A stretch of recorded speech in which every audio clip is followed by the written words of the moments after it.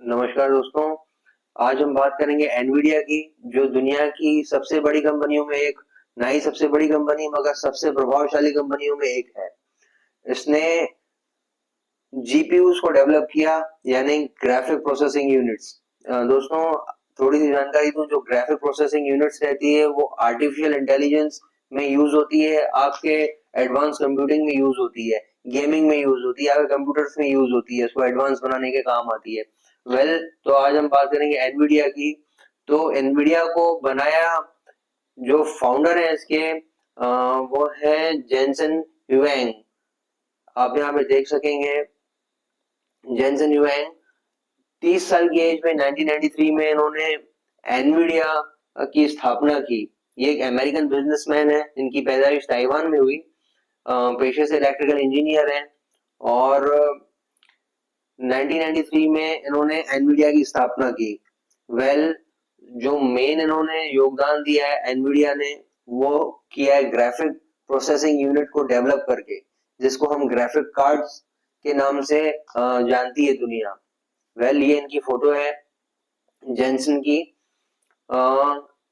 Well, तो जो GPUs हैं, ये मेनली जो काम आते हैं गेमिंग में, मशीन लर्निंग में, आर्टिफिशियल इंटेलिजेंस में, हाई परफॉर्मेंस कंप्यूटिंग में।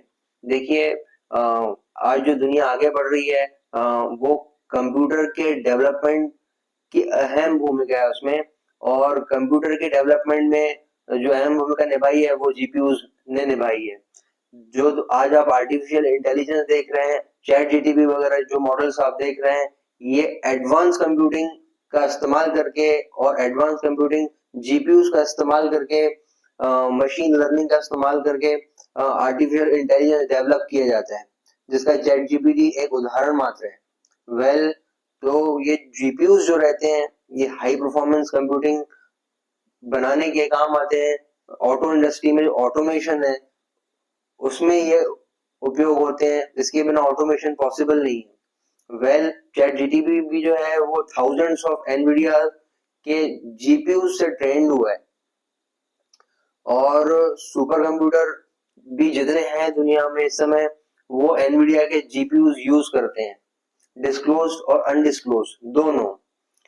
आज हम जानेंगे एनवीडिया की जो परफॉर्मेंस है उसके पीछे के रीजन क्या है, ऐसा क्या करती है वो कंपनी की उसके स्टॉक प्राइस ने इतना मल्टी टाइम्स रिटर्न दिया है, वो भी इतने कम समय में।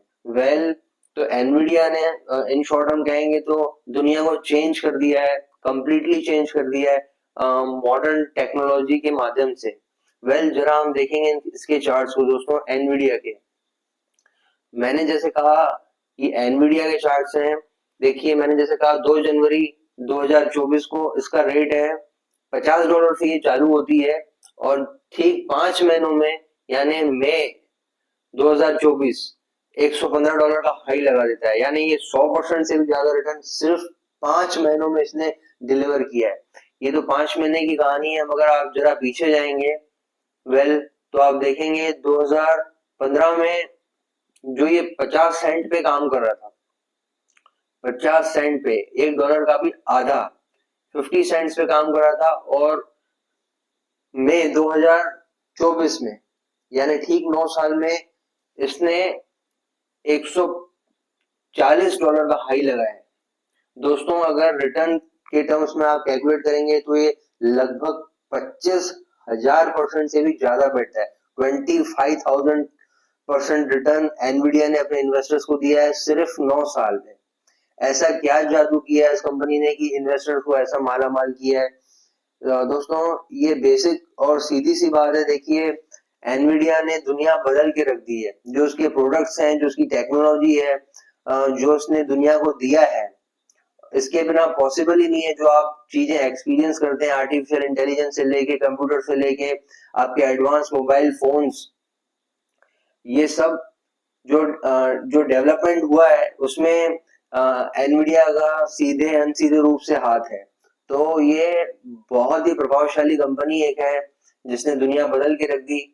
और ना ही इसने आम लोगों की दुनिया बदली ही बदली, मगर अपने इन्वेस्टर्स की दुनिया बहुत अच्छे के लिए बदली है। आप देखेंगे, रिटर्न्स के पर्सपेक्टिव में तो जो 2015 से ये चली है 50 सेंट से, और 2024 में $140 का इसने हाई लगाया है, यानी 25,000% का रिटर्न है।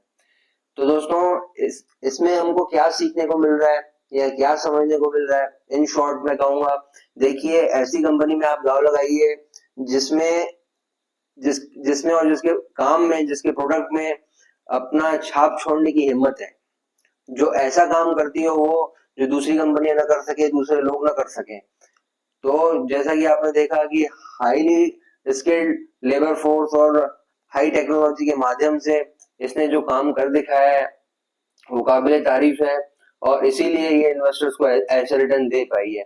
वेल, तो ये कोई रॉकेट साइंस नहीं था इसमें इन्वेस्टमेंट, बट एक कॉमन सेंस इन्वेस्टिंग थी, जिसने भी इस चीज को, इसके फंडामेंटल्स को देख के इसमें इन्वेस्ट किया, और जिसने जरा भी ये अंदाजा लगाया कि नहीं यार इसमें पोटेंशियल दिखता है हमको, इसके प्रोडक्ट्स में हमको दम दिखता है, तो उसने बहुत कम समय में बहुत अच्छे पैसे बनाए। वेल, तो ये एक उदाहरण है ग्रेट कंपनीज का और कॉमन सेंस इन्वेस्टिंग का।